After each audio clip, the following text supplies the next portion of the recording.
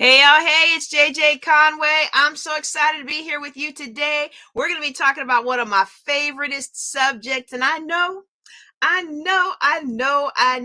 Just about everything that I teach, I say is my favorite thing to teach, right? But this is really one of my favoriteest things in the whole wide world to teach because it's the thing that gave me my life back after I found myself with divorce debt of over $800,000 to my name. And I tell you, if you need to build wealth in a hurry, real estate is the best way that I know to do it repeatedly and ethically.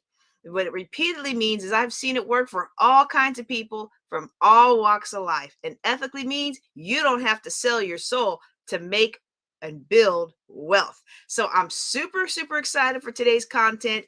If you are only able, if you're not able to stay on the whole time, make sure you get the phone number that I'm putting up right here so that you can jump in and ask your questions on the free conference call line later on. We have our various meetup groups that span different places. We've got people dialing in from all over the world.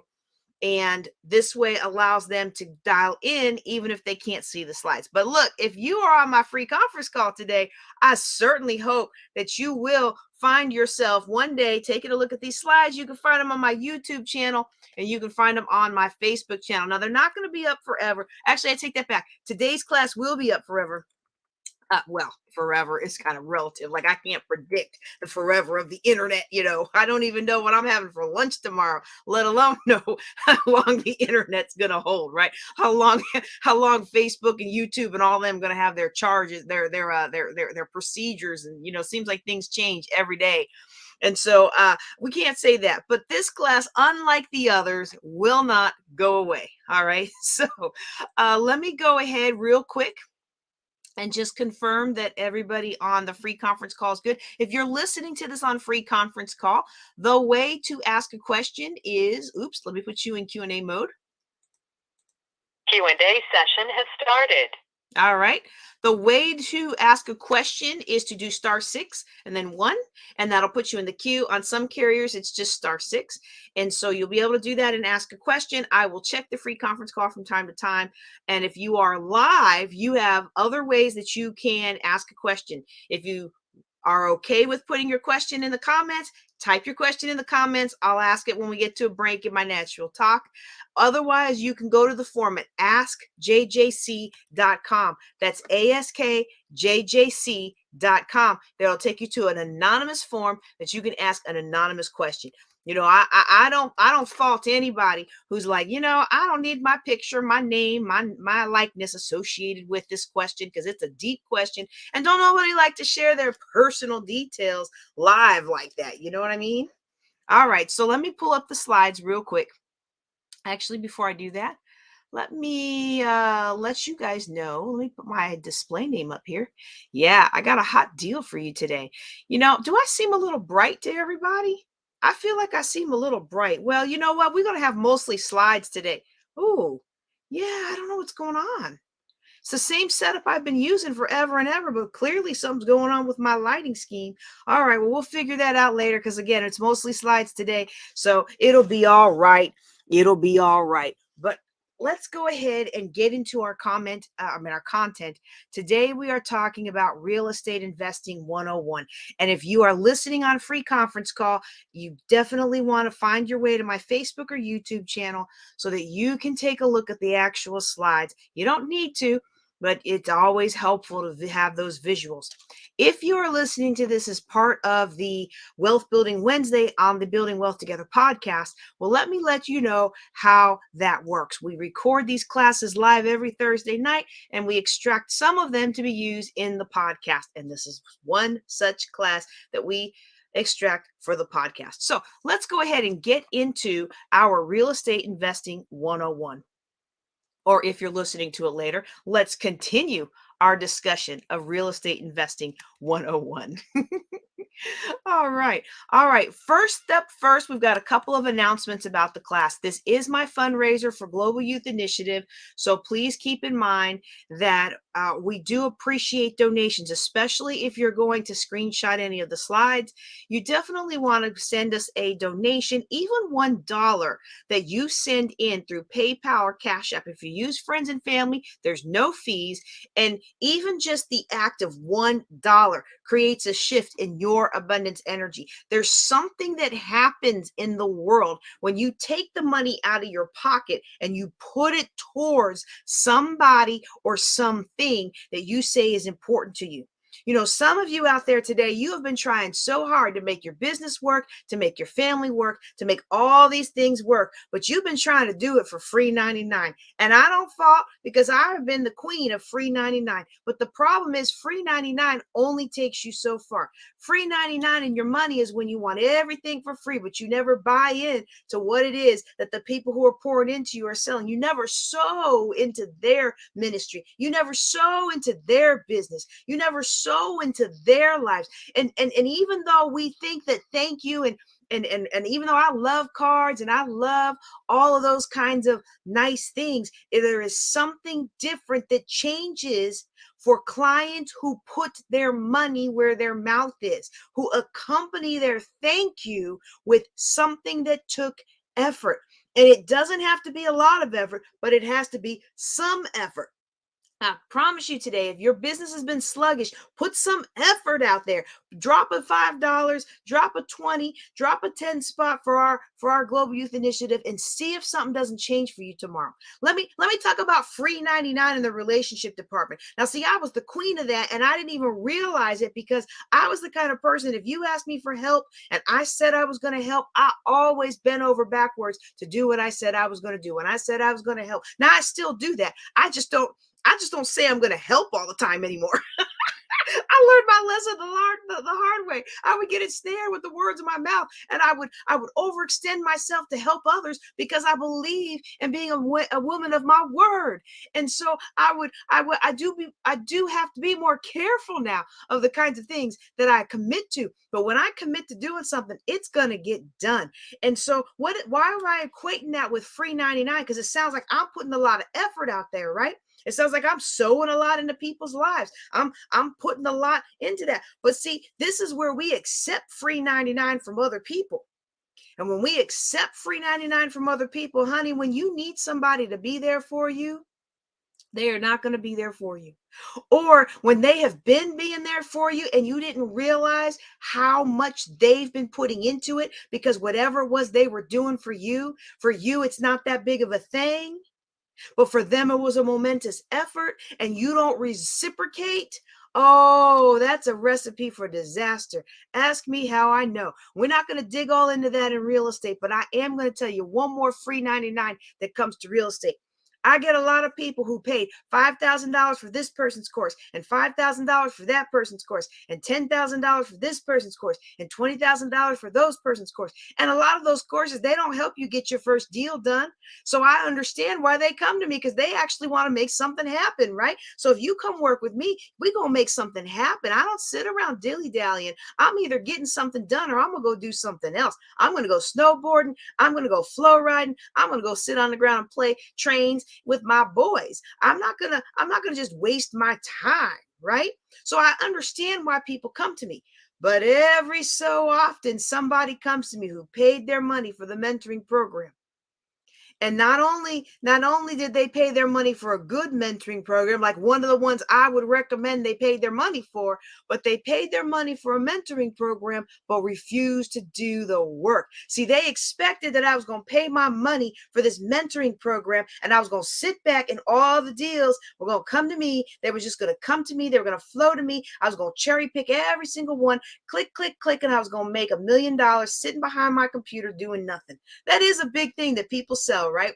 let me show you this easy way that I made thousands of dollars in my sleep last night. Well, I have an easy way that you can make thousands of dollars in your sleep last night, but it's not easy all the time. It takes some effort. It may not be hard. It may be sharing your knowledge, recording it in a course. It may be going out there and knocking, farming out some emails, or putting out a website that speaks to people who really need to unload their properties. But it doesn't come for nothing. And when we always want to do something for nothing, I'm telling you, when you get out of the world what you put into it. And you say, "Oh, well, JJ, you always talk about how you were $800,000 in debt and you did everything free." Yeah, I did everything free, but then I turned around and did my elbow grease. So what I'm going to give you tonight, if you want to get started in real estate investing, I'm going to cover a lot of different ways that you can get involved in real estate investing. And if you are $800,000 in debt, then no, I don't want you to spend any money with me. I want you to put some of this into action, and I want you to come back next Thursday and ask some questions and get you free mentoring so you can get your first deal done. Then I want you to pay me and join my program. All right. All right.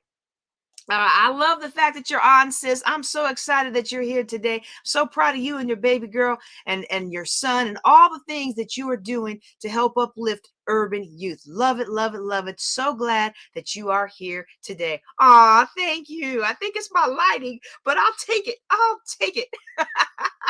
Okay. Okay. So this is our fundraiser. Please send me a 5, 10, or 2,500 to Queen of Cashflow. That's PayPal or Cash App. And if you do it as friends and family, there will not be any kind of fees. Okay. So even $1, I'm telling you, is going to make a difference. Our Global Youth Initiative, we have been building this program. We now carry 2 Global Youth Initiatives in 2 different regions. I continue to work the Global Youth Initiative of Northwest Louisiana, as well as the Global Youth Initiative of Erath County. The Global Youth Initiative is a John Maxwell team, a John Maxwell leadership team sponsored event where John Maxwell leaders such as myself, so I'm an executive director with the John Maxwell team, we go out into the community and we provide free training for youth. We give them personality training, strengths finding, confidence building, college and career prep. I have a special presentation that I do called Free Money for College. We look at STEM initiatives. There are so many different avenues that we take with the Global Youth Initiative, depending on what your organization is looking for. So if you have a youth-based organization, I still have some slots free in April. Global Youth Initiative of Northwest Louisiana and Global Youth Initiative of Erath County. We want to come and serve your youth. Most of the activities can be adapted for low literacy teams, especially, and this is my own adaptation. I'm very proud of this because I feel like the Lord dropped it into my spirit when I was, let me put this back on me. I promise we're going to get to the real estate in just a second. All right. But this is important to me. You know, one time I was teaching a group of 8th graders and a few younger students, but they were mostly teens, right? And so I'm doing this financial thing and I'm asking them to write things that they might want out of life. And one young man says a house. So I ask him to come up and write house on a sticky. And another young man says a watch. And I ask him to come write watch on a sticky. And I discover very quickly that these 8th grade young urban boys did not know how to write the words house or watch. They knew how to write car, but that was the only sticky I got. And then I realized after the 3rd boy, this one gonna work. So I had to learn how to adapt my content to the people who most need it, the people who most need to elevate their lives. And that's what I did with the Global Youth Initiative. I took that adaptation for those young people and I brought it into certain audiences with Global Youth Initiative. So if you have a low literacy group, do not be afraid to bring me in. I will adapt the content for that group. We want to make sure that everybody has an opportunity to succeed. You know, some people don't have an opportunity to succeed because their background and their heritage comes from people who don't know what it means to succeed, people who haven't had any hope. They tried a little bit when they were young and they got beat down by life, and this is the best life is ever going to get, and that's the mindset that they pass on to their kids. But you and I, we can change that. We can change that through the Global Youth Initiative. And that's one of my favorite groups to serve. There are also young people who they don't come from a bad, quote unquote, bad background. They're not like JJ Conway, right? They're not like me, whose father was in jail when she got out of when she graduated from the Air Force Academy. You know, they're not like me, whose father was incarcerated when she graduated from the Air Force Academy. You know, they come from good families with good lives, but they just don't know how to take their lives to the next level. That's somebody else that I love to help with our Global Youth Initiative of Erath County and our Global Youth Initiative of Northwest Louisiana. Let me tell you another group of young people that I love to help with these initiatives. One of my favorite groups of young people that I love to help with these Global Youth Initiative are young people who feel like they don't fit in anywhere they go. They go through life feeling like a square peg trying to fit in a round hole. Their family is this way, but they're that way. Their friends are this way, but they're that way. They don't have any close friends because they don't have anybody that really adapts to them and understands them. And at the end of the day, what is it that we want? We want control over our lives, and we want to be loved for who they are. And I love when I get in young people to our Global Youth Initiative events who have never experienced in their life how amazing they are. And I begin to open up their eyes with our John Maxwell content to their personality and strengths and the value that they bring to the world. And in that way, we change lives. So see, this real estate investing 101, this isn't just me showing you how to invest in real estate. This is me asking you to partner with me in changing the lives of young people. And I'm asking you to partner with me in as small as or as large of a step as you can, because it's free for all the children. Well, somebody's got to pay for the backpacks. Somebody's got to pay or sponsor for the food. Somebody's got to pay or sponsor for the venue. And so sometimes we get sponsors. Sometimes we pay out of pocket. However we get it done, we want to get it done for these young people. And I'm asking you to help me. So if this content today blesses you, then I want you to send me a little something at Cash App or PayPal, Queen of Cash Flow. All right. All right. Now, I have another really exciting announcement today, and this has absolutely nothing to do with real estate investment, but I am having trouble with my mailing list. We are updating my mailing list. So some of you might have noticed you have not gotten a marketing email from me or a personal email from me in like 2 months, because I went around and around and around with the former provider, and I finally just got fed up and said, that's it. Y'all obviously don't want my money. I'm going to take my money somewhere else. So I'm giving you these announcements right now. I really, really, really want you to participate. Okay. First of all, if you are a woman who offers content relative to women of color, I want you to join me on Fly Nubian Money. I'm one of their newest hosts on the YouTube channel, y'all.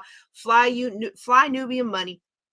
You can schedule that at the link there. It's calendly.com/JJConway/FNQ. All right. Also, if you are going to be in Orlando in March, and a lot of my favorite people, wait, let me say that with my face. A lot of my favorite people are going to be in March in Orlando for the John Maxwell Conference. Well, when the conference is over, we're going to have a special Women's Legacy Wealth Building Legacy dinner, and you are invited to be a speaker at that dinner. So if you are already going to be there for John Maxwell, or if you are close enough that you can get there, or if you feel so moved and led by the Spirit to fly yourself on down there, I want you to join me. I believe it is March the 15th. I forgot to put the date on here, but I believe it is March the 15th. It's whatever that Wednesday is of our spring break. That's going to be our Women's Legacy Wealth dinner, and I want you to be in the room. If you're not a speaker but you want to be in the room, come on, we're going to sell you a nice, good, cost-effective ticket for you to join us at this dinner. All right. All right. And then the last one I want to announce today is I've got the call for speakers for Juneteenth. We're going to be in June. It's going to be in Chicago. It's going to be June 15th and 16th. That's a Thursday and a Friday. Okay. And Dr. Boyce Watkins is our headliner. Y'all. Ooh, wait, I got to pay his deposit. Whoops. Okay. I signed the contract, but I better pay the deposit, y'all. You know, if there ain't no money, there ain't no honey. So we need a lot. Let me take that note down. I thought I'd already did that. As soon as I saw that, I said, oops, wait a second. I forgot to press play on that one today. Oh, hold on. Those of you on free conference call, I'm sorry. Y'all can't see my silly expressions. But let me put that down. I don't want to forget that. I meant to do that when I added it to the slide and totally forgot. I got so distracted, y'all, because I'm so excited. Can y'all see the excitement in my voice? We coming up. And look, as I go up, if you're with me, you go up too. You know what? We all go up together. We all build wealth together. That's what this is all about. All right. All right. So if you are a speaker and you haven't received anything from me for a while, rest assured you'll be hearing again. These are my upcoming events, and I hope that you will participate in them. Okay. All right. Now let's get to some real estate. Now, last year we suspended the RIA nature of our RIA. So for those of you who are new to me and my body of work, what a RIA is a real estate investment association meeting. You might also hear them called real estate investment groups, right? Real estate investment groups. Yeah, REIGs, R-E-I-G, right? And so REIGs and RIAs, they are groups of people who want to invest in real estate. I absolutely highly recommend being a part of that group. This group, Building Wealth Together, actually started as a real estate investment group in Keller Williams, Kingstown, in Alexandria, Virginia.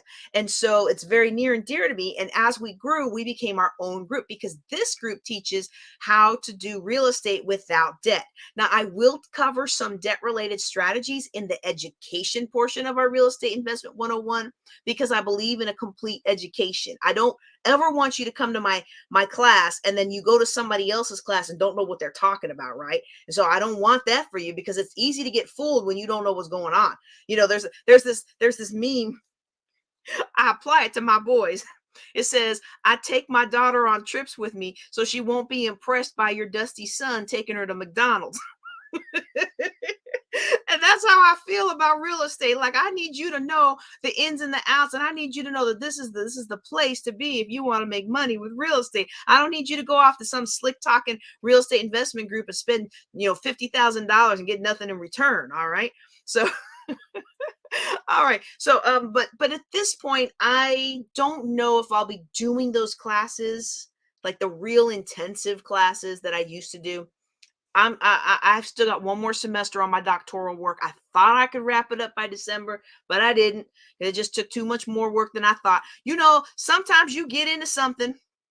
Sometimes you get into something and you have no idea how much work it was going to take. And I thought I knew that topic inside and out. And let me tell you, I didn't know that topic near as well as I thought I did. And part of solid research is being able to admit, hey, this is new information that was not what I expected. And so I need to dig into it some more and make sure that my research is correct and make sure my research actually adds to the body of knowledge and ultimately helps minority women in the Air Force succeed. I'm so excited for it, but I'm really ready for it to be done. Okay, so because of that, I don't think I'm going to be doing the intensives. We are going to do a Driving for Dollars. We are going to be doing a Driving for Dollars intensive because I'm going to start doing my own personal investing. That's probably going to be in March, okay? March or April. But in the meantime, these recommendations here are some great events that you can go. And most of the leaders of these groups, most of these leaders of these groups still remember who I am. So tell them I sent you, and they should be able to give you, if they're not already free, most of these are not free, but they should at least be able to give you 1 or 2 free visits before you have to pay your membership fee. All right. Okie dokie. All right, so that is an old slide. This is the general schedule, but these are last year's dates. I guess I forgot to update that. This is the general schedule. We will update some of these classes depending on what everybody wants, but we always start off with Wholesaling 101, Driving for Dollars 101, and then we do Tax Sales 101 because the tax sales that I participate, most of them are in May. and June. And so because I'm already doing the work to get ready for them, it makes sense that I would open up an opportunity for you to look over my shoulder. The rest of these foreclosures, self-directed IRAs, creative financing, that order and that topic will be dependent on who is in the Building Wealth Together group who answers the poll that I'll post probably in a week or 2 or 3 about which ones do you want to see for the rest of the year. Okay.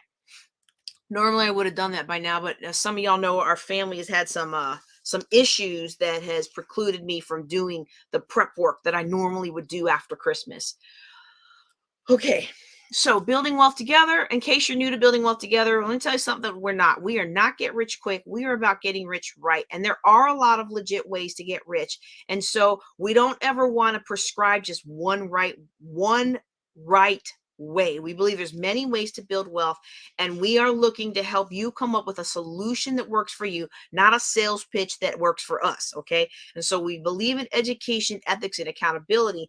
And that is the spirit in which we offer our financial investment and entrepreneurial education.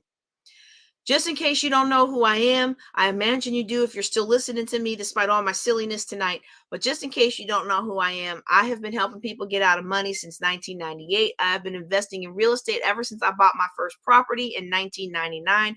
Unfortunately, even though I believe in living a debt-free lifestyle, we lost everything through the reintroduction of debt because we got big into real estate investing, and everybody teaches other people's money, OPM, and you daisy chain in the equity in your properties, and everything will get paid off eventually, and it's going to be all great. Except in 2007, 8, and 9, guess what happened? The market crashed. Guess what else happened in 2009? Oh yes, my ex decided he could do better, and I ended up with 800 and something thousand dollars of divorce debt. And so that slide needs to be updated because 2023 makes 14 years later, but I guess I should leave it at 12. How long it took? No, it actually only took 11. Anyhow, it doesn't matter. The thing is, life happens, and living a debt-free lifestyle minimizes how much life can happen to you. I think I'm gonna say that again. All right. Life happens, and living a debt-free lifestyle minimizes how much of life is actually going to happen to you. Yes, there are more strategic ways to build wealth by the math and the numbers, and arbitrage with the index, and with the interest rates and all those kinds of things. But at the end of the day, if most of us were all about math, we wouldn't ever be in debt, and we wouldn't ever have any financial problems because we'd all be financially independent by the time we're 30. Okay. And so we all know from experience that most of us are not thinking about math when we are making our financial decisions. And that's why I'm encouraging you to live a debt-free lifestyle. A debt-free lifestyle and a debt-free method of real estate investing will allow you to sleep well at night when your house goes empty, and you can wait for the right tenant instead of putting somebody bad in there who's just going to tear everything up. So I encourage you to avoid debt in your real estate investing. That's my big why. I know I need to update that picture, but those are my two boys, my miracle babies. Oh, I love them so much. I love them so much. And for years, that was my big why, was making sure that those boys wouldn't have to spend the night in a Walmart parking lot, or that those boys wouldn't have to go from store to store to store to get free samples because they didn't have money for dinner. My big why today is to change communities like my house, which is like covered up by the tree there. You can see this community here, and I moved away from, but due to the military, so I never did accomplish my goal of buying this block, but eventually I was going to get there, and now I'm in other spaces and other places with other blocks, and I am doing what the Lord has called me to do to change communities. All right. Why do I love real estate so much? Well, there's a lot of different ways to profit from real estate. I'm going to show you in a second all these different ways that you can profit from real estate, even if you don't buy the house. So how can I say that? Well, so you can profit from the property, right? You can profit from having the property. You can profit from controlling the property, even if you don't own it. Just controlling the property, you can profit. Okay. You can profit from the cash flow of that property. You can profit from the appreciation that it gains over time, unless it's like going back to 2007, where my $405,000 house was only worth 180 when all was said and done. Okay. So in most markets and in most times, you can you can profit from the appreciation. You can also sorry, you can also profit from industries that are related to investing. So you may not want to buy real estate. You may not want to control real estate. You may not want to deal with tenants and toilets, but you might be able to find your personality a good fit for one of these industries, such as being a real estate broker or being, in one of the trades that's associated with real estate. Or even if you've got a flair for the arts and you want to be a stager or a photographer, all of these pieces go into profiting in real estate. And an advanced investor is going to compensate you well for bringing your talent to the table with these other industries. Finally, there are ancillary services, things like vending machines, ATMs, Bitcoin machines, water dispensers, ice dispensers, all kinds of things that a landlord may not want to take on the risk, but they are very happy to have you come in and take on the risk. All right, so here's my happy slide on 20 plus ways to invest in real estate, even if you never buy the house. So, what do I mean by even if you never buy the house? Okay, these ones that I've shaded here in the blue, they are easier than the others to profit without buying the property. Okay, so you can actually do all the work and make some money and pass the purchase on to somebody else. That's a beautiful, beautiful thing.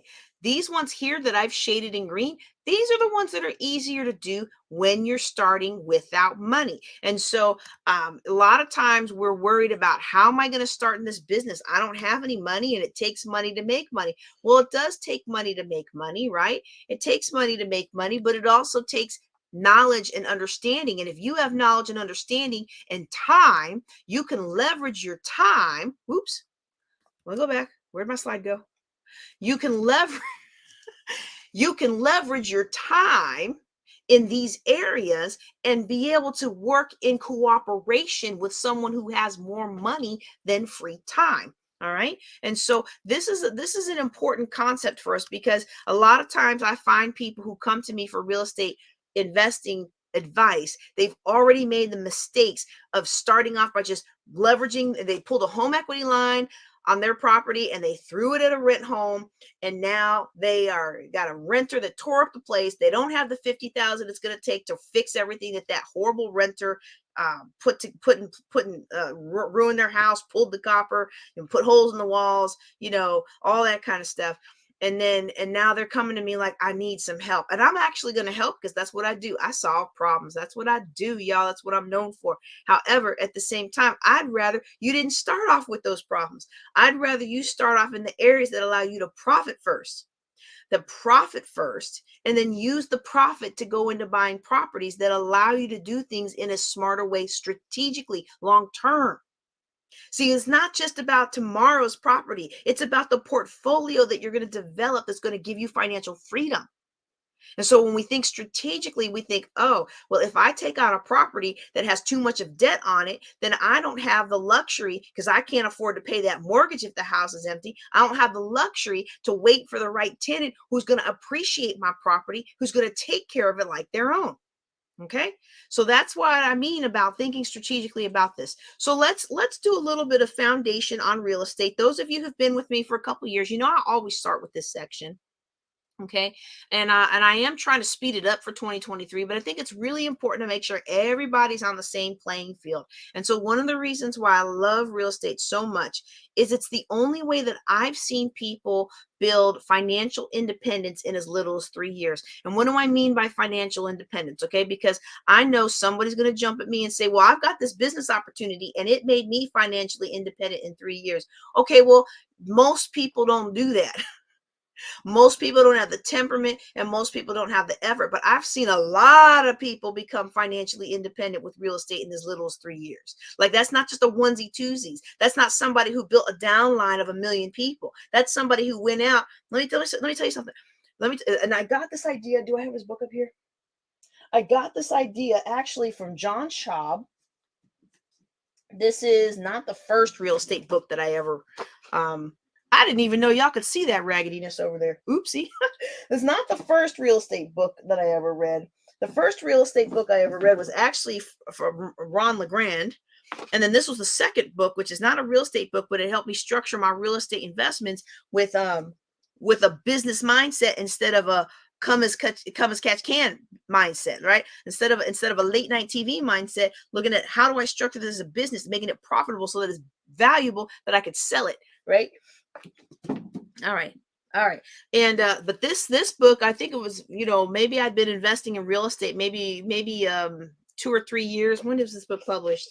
And he asked a very good question. He had 2005. So it was right after everything crashed, or right after everything crashed that I got the book. It had already been published for a few years. But he asks a very good question. He says, well, how many houses do you need putting out $1,000 a month free and clear to be financially free? And when I sat down and thought about it, I said, well, you know what?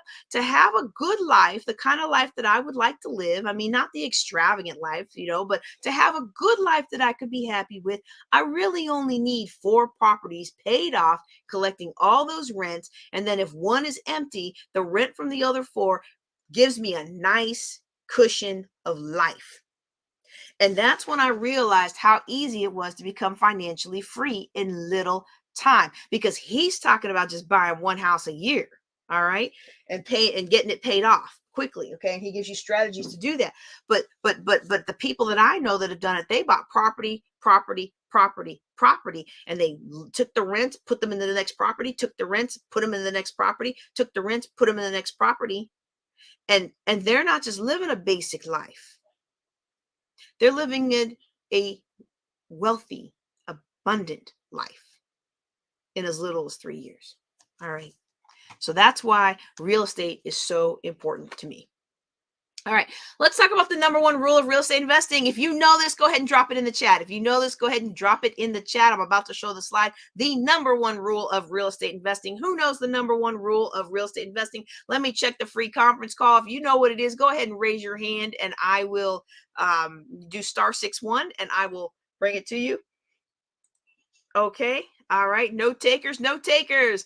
The number 1 rule of real estate investing is you make your money when you buy. And it's so important. I'm going to say it again. You make your money when you buy. Let me say it one more time for the people in the back. You make your money when you buy.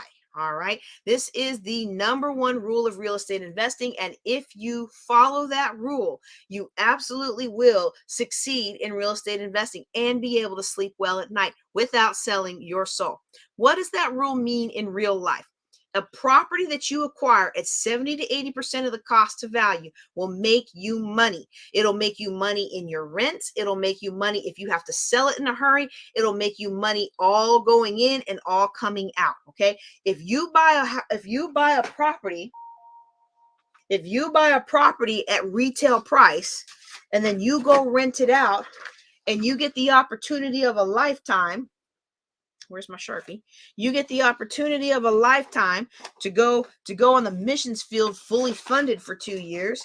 Well, you can't do that if you have a property that's over leveraged or is at regular price. I'm going to show you this. Okay. I'm going to show you this here. All right. Normally we just do this in the workshop, but I think somebody needs to hear this. You got to make your money when you buy. All right. You got your house. Okay? And that house in that neighborhood, those houses are worth $100,000, okay? We're going to make this bar $100K. All right? That's what your house is worth. When the day you buy it, it's worth $100K. But when you bought the house, or no, let me rephrase that. But when you go to sell the house, you can't just sell it for $100K if you took a loan for $100K. I'm going to show you why. Because you're going to need something for the realtor fees, right?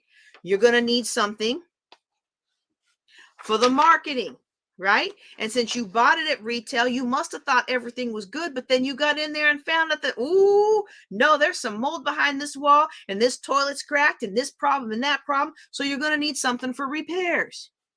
Okay, so that's all the fees that have to be paid in order for you to sell your house, right? Except that what we try to do is we try to go in with the market. If we try to sell it now, Now we're trying to sell it for 112, but the market isn't paying 112. So in order to sell the property, we're only going to be able to sell it at 100. And now what we end up in our account is only 88. Okay, because this same amount up here, this 12K has to come out of whatever we sell it for. It's coming for the realtor, it's coming for any repairs, it's coming for the marketing, it's coming for all the things that go along. Now granted, a good realtor should be doing the marketing for you, but there's always extra things that you don't think about in real estate. Your closing costs, depending on the market. The real estate market has changed. It has gone down 25 to 40% in some markets. So I felt bad last year because I had told people in 2021 that the market was rapidly climbing, and it's showing signs that there's going to be a hard decline, and that when that decline happens, it's going to happen fast, and we're not going to know it. And so there's several of my clients that sold their properties at the end of 2021 and the beginning of 2022. And then 2022 kept going and going and going, and the prices kept going up, and I was like, ooh, did I miss the market? Because nobody can really time the market, but we can look at the signs and say, well, we've seen this before, and we've seen how this goes, and these are the signs, and this is how Gary Keller and all them teach. When this happens, do this, right? And so when I went back in December and I looked at that last quarter, and I saw how prices around here had fallen 25%, prices in other markets had fallen 40%. So I felt better because my clients were able to capitalize on that, on their equity in their home, whereas they wouldn't have been able to now. Okay, but this is why you can't just buy a property at retail and expect to profit with it for real estate investing, because you can't unload that if something changes. You can't unload that. And so what happens is, now you come to me, you only got 88,000 out of it, you lost 12,000, and you think real estate is bad. Real estate isn't bad. You should have bought that house. You should have bought that house at 70%. You should have bought that house like an investor buys that house. If you'd have bought the house at 70%, like an investor buys the house at 70%, then when you had to turn around and sell in a hurry, you still would have had margin to make a profit. And that's what we mean by making our money when we buy. Okay. All right. I hope y'all enjoyed that. If y'all enjoyed that, make sure you put something in the chat to let me know that you're enjoying this today. All right. Now let me go back to my slides here.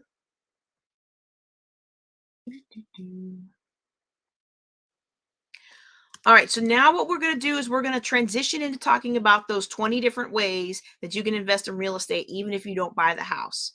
And so the first one is bird dogging. Now, I am admittedly going to go very quick through this. If you want the slides, I encourage you, if you want the slides,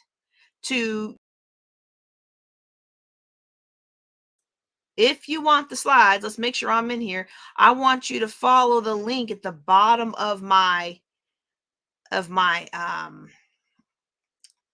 screen here that says jjclink.com/start. In fact, let me go ahead and put that in the comments.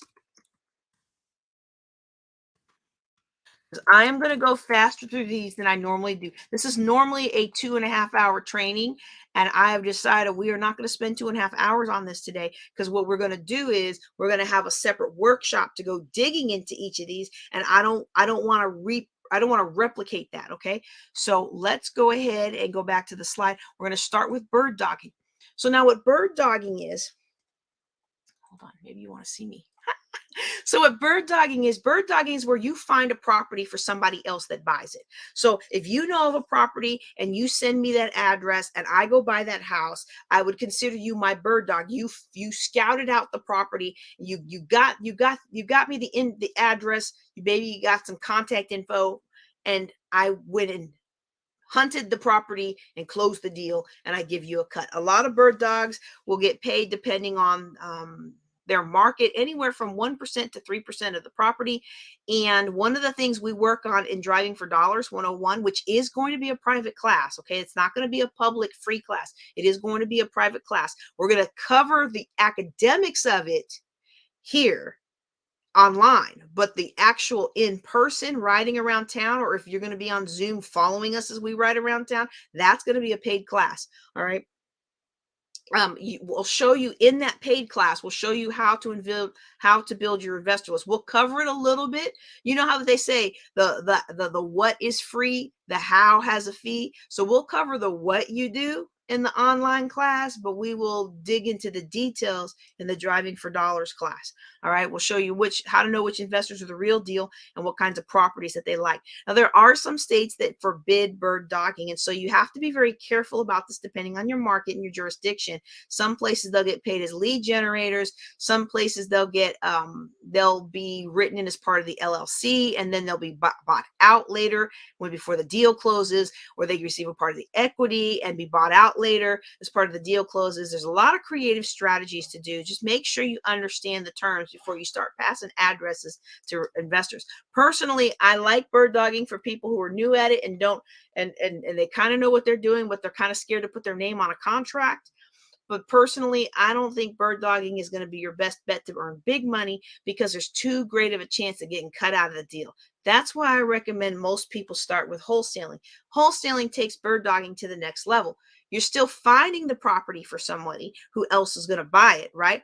But what you're also doing is you are taking the extra step of locking down that property with a contract. So you're not just finding the address and contact information of who owns the home, but you are actually negotiating a sales price. Okay. So let me pull out my paper here. Let me make that bigger. Oop. Not that bigger. I need me bigger. There we go. I do not need me bigger. I'm working hard to lose weight. Can y'all tell how that I'm losing weight? Look, and I started that before. There's not a New Year's resolution.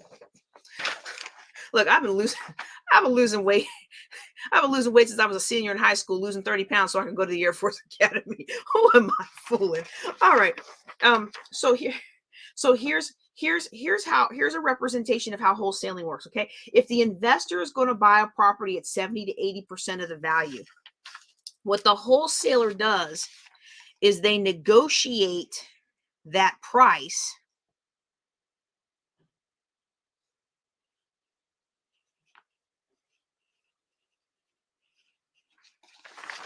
and then what the investor does is they tack on a little extra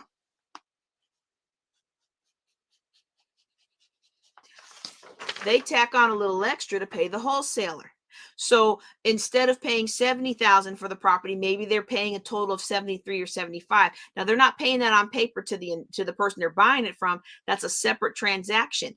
And you say to yourself, well, who would pay that? Who would pay an extra $3,000 or $4,000, $5,000 for the property? Look, the guy that found me, Alan Shanker, he's the president of Maria in Baltimore of that real estate investment group. He found me that property that was only $3,000. I put $11,000 into that property out of my savings and we fixed it up. That thing has been rented. Y'all, for almost 8 years. I have made over almost $100,000 on that property. Do you think I'm mad about paying him $3,000 for finding it for me? I am not mad about paying him $3,000 for finding it for me. I brought $6,000 to closing. I paid $3,000 to the person who was selling the house, and in a separate transaction paid Alan $3,000 for finding the property. And you know what? I would do it all day long. If he found me 10 more properties like that, I would happily pay him the $30,000 and turn each one of those properties into the money-making machine that one was or is. Okay. And by the way, if you are looking for property on the East Coast, I have property in Baltimore City, and I have property in Prince George's County that have long-term renters already in them. They are W-2 long-term renters. All right. So you are more than welcome to reach out to me, and we will negotiate a very good deal that blesses you and blesses me at these properties that are very, very good for your portfolio. All right. Why would you do that if they're making so much money? Why would you sell them? Because I'm trying to buy stuff in Texas. I'm not moving back to Maryland. I'm sorry, I shouldn't say it like that, but Mr. Man is not leaving Texas until he retires. And because he done got me pregnant in my 40s, looks like we will not be retiring anytime soon. I'm retired, but he is not retiring anytime soon. And you know what? Even though I feel like we would be all right just to go travel around the world and enjoy the fruits of our labor up till now, I understand that he is a man that likes to provide for his family. So you know what I'm gonna do? I'm going to say yes, sir, and I'm going to smile and thank him for being such a good provider. But that also means I'm staying in Texas, y'all, for a little bit longer. shout out, shout out to my Pittsburgh peeps. 412, baby. And shout out to all my Prince George's County and my Fairfax County peeps. I love you. I miss you. But I'm not coming back to the East Coast anytime soon. And I got stuff to do here. I like to have control over my properties. I like to be able to have eyes on. I like to be the property manager, maybe not the owner, but I like to be the property manager. And I like to get to know what's going on in my properties sight seeing. All right. So if you are interested in adding some properties to your portfolio and you are comfortable with property in Baltimore City, which already has a property manager, or property in Prince George's County, which I manage myself, you reach out to me and let me know. Okay. Let's see. That was wholesaling. Let's go to the next one.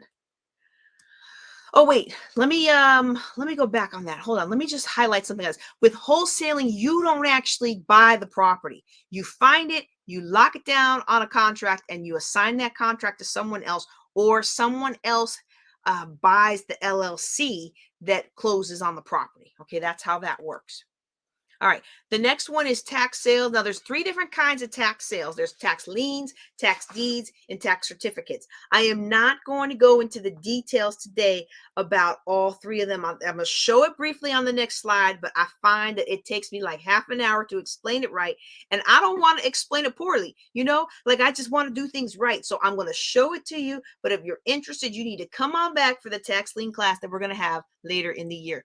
But the bottom line of all the tax sales is when people don't pay their property tax, there are a lot of things that still need to be paid in a county or a parish or whatever your jurisdiction is called. Your city sometimes has property tax as well. And so they're going to have to pay the teachers and the cops and the firemen and all those kinds of different things. They got to pay the trash guys and all that stuff, right? So you want to make sure that all that's paid. Well, if people aren't paying their tax, how are you going to make sure all that's paid?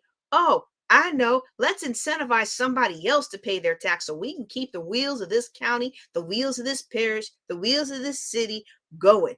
And that's how they get money, is through the tax sale. Now, depending on the type of tax sale, that tells you whether you're buying into the property itself, whether you're buying a lien against the property, whether you're buying a voucher of the property, is all kinds of different ways. But regardless of the different ways, the investor pays the tax. The owner has an opportunity to redeem the tax. If the owner does not redeem the tax, then the investor either can file for foreclosure on that lien, or they can file to get their percent interest of the house, their percent ownership of the house, or they can take the house. Okay. And so let me switch to the next slide and just kind of explain what those different things are. Okay. Tax liens is like in Prince George's and Charles County. That's where you get a lien against the property. So if they don't redeem it, you can foreclose. Tax deeds, that's where you get the deed to the house. So it's your house. Once they get a time that they can redeem it. But if they don't redeem it, you can evict them because it's your house. Tax certificates, the only place I know of that does this is Louisiana. And that's where you pay the tax and you bid on a percentage of ownership. So you can get anywhere from 1% to 100% of ownership. If you have 100% ownership, you can quiet the title after redemption. If you get less than that, unless you have deep pockets or you are friends with a real estate lawyer, it can be a hot mess trying to partition the property and get your part. But if the property itself is significant enough, I wouldn't discourage you from doing that. In fact, I'm still continuing to invest in Louisiana tax certificates. And if you're interested in that, you definitely got to get in my tax lien class, because I'm going to let you look over my shoulder as I prepare to do that. All right. This will be the first year that I'll be investing in Texas tax sales, which they do tax deeds. So it's gonna be kind of cool. I'm gonna have experience in all of them now. And I got started with tax liens in Prince George's County, following the advice of Ned Carey, who has a fantastic story, y'all. If you ever get a chance to oh, he's on my slide. Look at that. He's on my slide. If you ever get a chance to meet him, he's at Baltimore area, Baltimore area. He is just an amazing guy. Started with $2,500, him and a buddy. 10 years later, it was a $2.5 million tax lien business. He came to one of our early Building Wealth Together meetings, and he just poured into us, and it was such a blessing. And so I'm always going to give him a shout out, because I took what he, look, that was one time, that was one time where I did use the free 99 model, because I was still trying to get out of debt. Now, some of you might be like, wait a second, we have a little bit of a break in the timeline, JJ. You said you took cash out of your pocket and you bought this property. And okay, so here's what happened. Let me just explain something real quick. I could have been out of all that debt a lot faster than 12 years. I really could have been, except that when I paid off all the consumer debt and I paid off everything that I felt like I was responsible for, despite what the divorce decree said, I didn't bother with the rest of it. I let it sit. Now, I still made the house payments for the different properties, right? And I still paid the payments, the minimum payments on the loans. But as far as I was concerned, that's not my fault. And I'm not dealing with all that. And so for a couple of years, I built up my own savings and I did my own real estate investing. And then finally, the Lord spoke to me and was like, you need to get out of all of this. The divorce decree says it's yours, and you need to get out of all of this. And so that's why you might hear me tell stories that might be a little inconsistent, because I was like, hey, my dad, I ain't paying it. Sometimes you may not be responsible for what happens to you, but you are responsible to your dream. And if your dream is to have a healthy, wealthy life, you have to do the things that it takes. And sometimes that means cleaning up other people's messes. Now, if you can avoid taking on other people's messes in the first place, then you should do that. I didn't do that. I got scared into signing up for all that debt. And I allowed my emotions to take over. Instead of thinking with my head, I was thinking with my heart, and out of fear. I was operating out of fear. We don't want to operate out of fear. That's part of why I teach these classes, so that you don't have to operate out of fear when it comes to real estate investing. All right, let's move on. Love tax sales. Love tax sales. Oh, one thing I want to mention on tax sales is a lot of times you hear this on late night TV as a pennies on the dollar strategy. Okay. And I do know my ex-mother-in-law actually did get the very first property she did as a tax sale. She actually got the property and then used that property to launch her business, which when I met them, back in my college days, they had just gone bankrupt, and then they grew that business into an international multi-million dollar business. I mean, like, she's one of the most impressive women I've ever met. And I used to tell her, you should teach real estate investing. You would be really good at it. And she wasn't interested in teaching. I think she would do a lot better at teaching than me, but you have to have the thing that you like to do, and she likes operating her business. So I'm gonna see if I can get her on one day, because she's amazing. Oh my goodness. But I watch her do that, and she's one of very few people I know that actually got the property. Most of the time in a tax sale, what you get is the interest. Okay. It's a good interest policy, though. I mean, where else can you make 25% interest in the investment market consistently? All right. That's tax sales. Okay, new construction is interesting. Okay, so there's let me just do a quick overview of new construction. And I get it. If you are a construction guy or gal, or if you've been investing in properties for a while, or if you are a realtor, please understand that what I'm going to be saying, especially for the rest of these slides, we are basically taking it at a very basic level. There's a lot more details, there's a lot more nuance, but I'm just walking through the basics so that people have a basic understanding and they can decide if they want to learn more. Is that fair enough? All right. So with new construction, generally speaking, a new subdivision is going to be built in phases.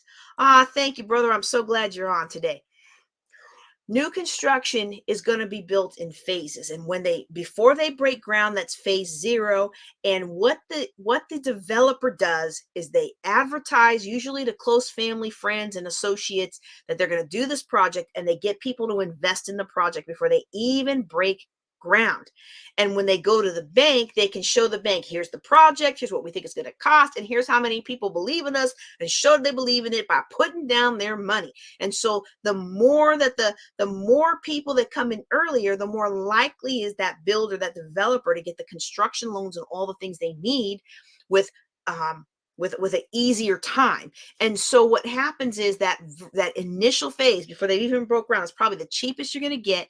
And generally speaking, there's always issues with the market, but generally speaking, the next phase, phase one, they started to break ground and people are starting to know about it. Now people are going in and buying. They might have a spec home up. That's going to be your next cheapest time to buy. And so they're offering these incentives to get as many people in as early as they can so that they can keep getting draws from the bank and they can prove that the concept's working. And so the property value naturally is going to go up as more units get built, and if they get built well. I mean, if they're crummy put together, ain't nobody going to keep buying them, right? But if they're built well, as most projects are, property value is going to go up.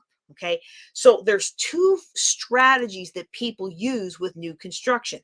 The first one is to flip for equity. Because the property values are going to go up, you buy into it at phase 0 or phase 1, and then you put a teeny tiny down payment. And then by time that house is done being built 6 to 8 months later, you already know that the property value is going to be more. So now you sell that interest. It's a little harder to do this now than when I first started getting into real estate, because back when I first got into real estate, most builders did not have their own realtors or did not go through realtors. Okay. And so you can still do this though. I had a builder that was developing some land, and they were like $1,000 get you in.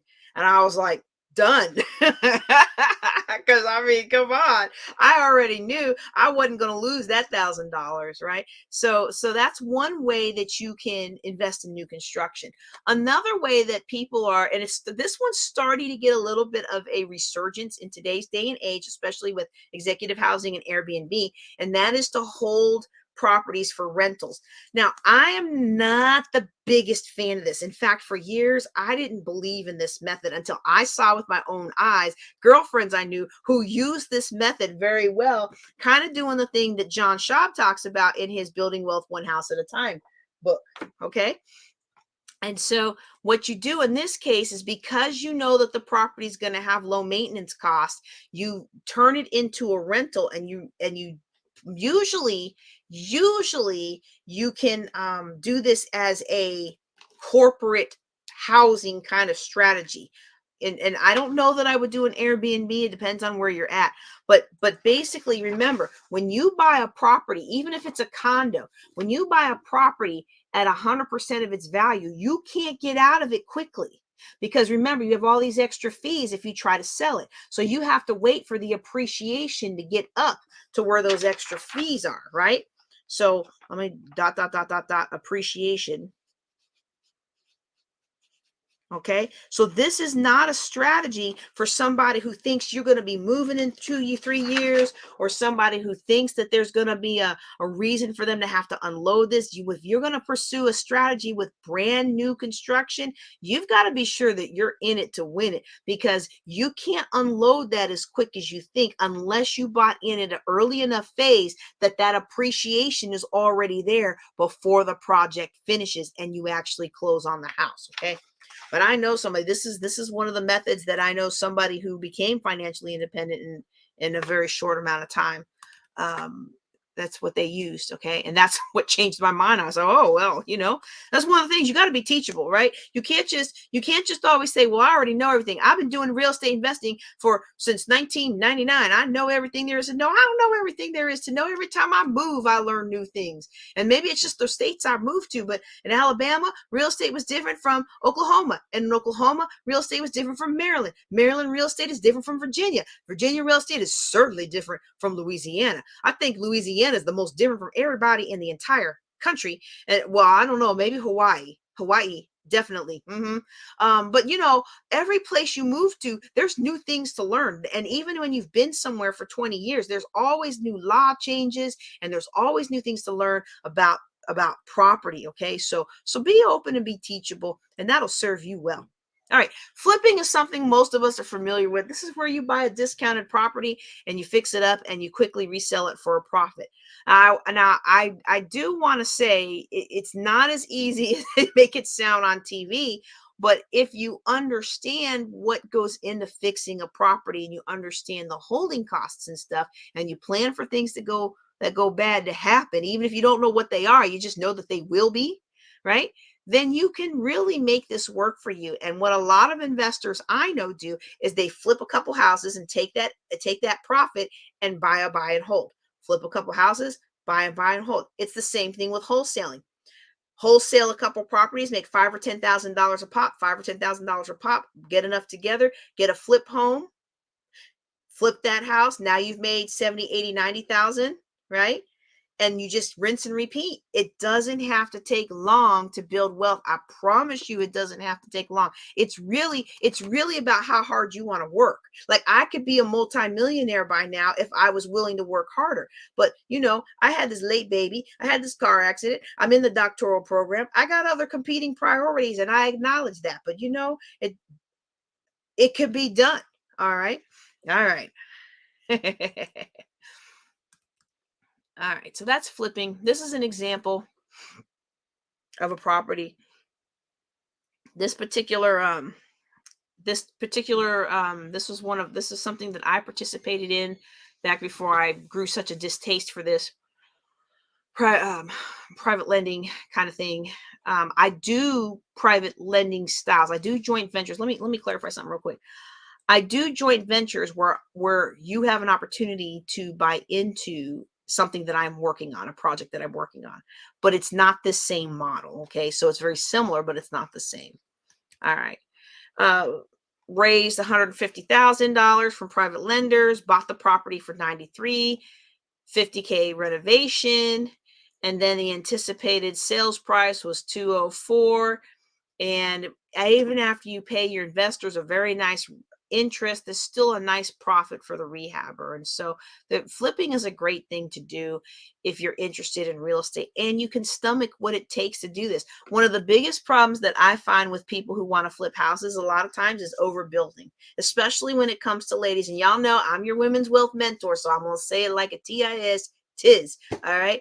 The biggest thing that I find with women investors is making the house too pretty and too stylish and not building appropriately for what the goal is. And the goal is to make money. Okay. And so if we overbuy the house and we overstyle the house, and you can see in this house, it is quite overstyled for the neighborhood. If we overstyle the house, that's money down the drain. Okay.